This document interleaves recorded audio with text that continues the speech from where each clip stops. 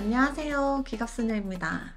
우리나라의 전차하면 K1 아니면 K2 같은 주력 전차를 먼저 떠올리시겠지만 우리나라에도 경전차라는 게 있다는 거 알고 계시나요? 바로 2013년에 선보인 K21 105입니다.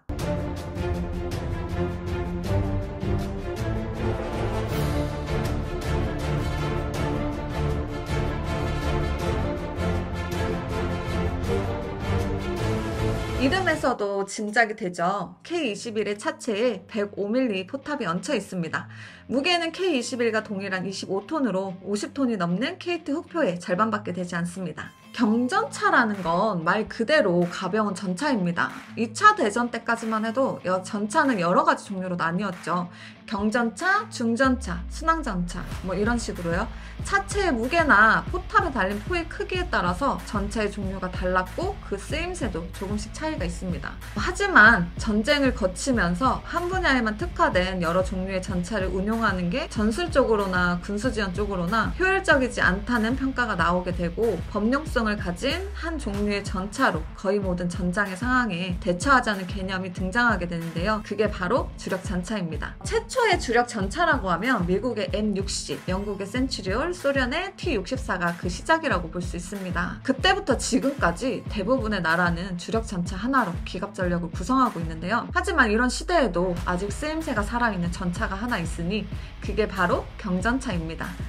주력 전차보다는 가볍기 때문에 경전차라고 부르고 또 주력 전차보다는 많이 가볍지만 그렇다고 경량이라고 부르기엔 무게가 제법 나간다고 해서 중형 전차라고 부르기도 하지만 어쨌든 주력 전차보다는 가볍고 빠른 게 특징이라고 할 수 있습니다.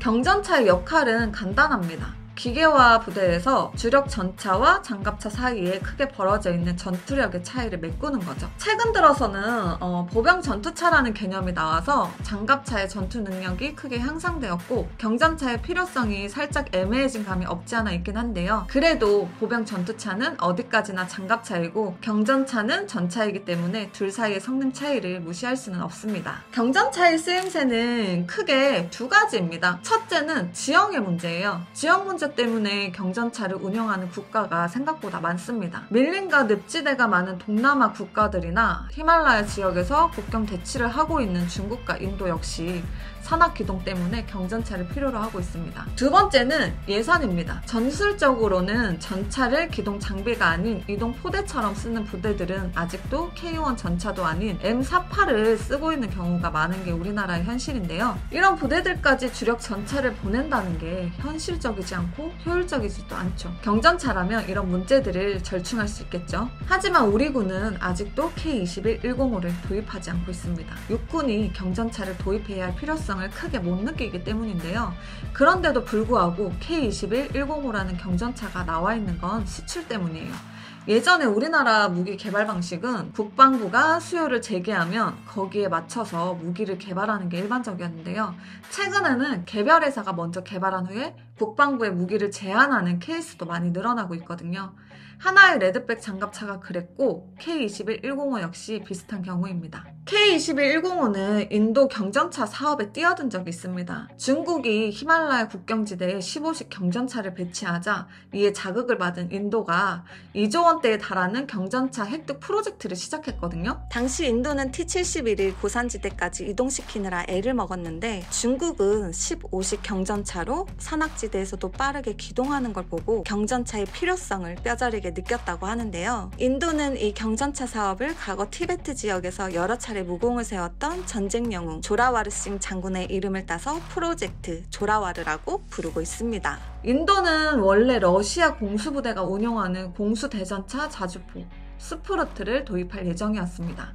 무게가 18톤으로 가볍고 125mm 포를 갖고 있어서 화력도 강력했지만 알루미늄 합금으로 만든 차체의 방어력이 너무 약해서 스푸르트 대신 다른 경전차를 찾고 있는 중입니다. 하나의 K21 105뿐만이 아니라 BAE, 미국의 M8 뷰포드, 인도네시아와 터키의 합작품 하리마우 등이 경쟁 모델로 거론되었는데 현재는 하나의 K21 105가 가장 유력한 후보로 손꼽히고 있는데요.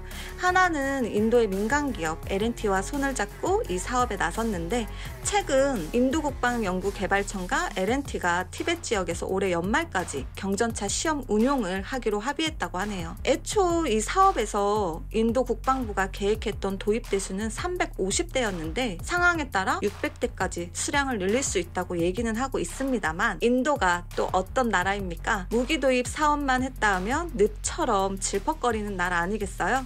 끝날 때까진 끝난 게 아닌 나라이기 때문에 앞으로 이 사업이 어떻게 될지는 마지막 순간까지 지켜봐야 할 것 같습니다. 우리 육군이 아직까지 경전차에 큰 관심이 없기 때문에 K방산의 경전차 개발이 앞으로 어떤 방향으로 나아가게 될지 알 수는 없지만 이제 내수뿐만이 아니라 수출에도 주력해야 하는 만큼 경전차 사업도 관심을 갖고 지켜볼 필요가 있지 않을까 싶습니다. 오늘도 여기까지 잘 보셨나요? 그렇다면 구독이, 좋아요, 알림이 잊지 마시고요. 꼭꼭 부탁드릴게요. 좋은 하루 되세요. 안녕.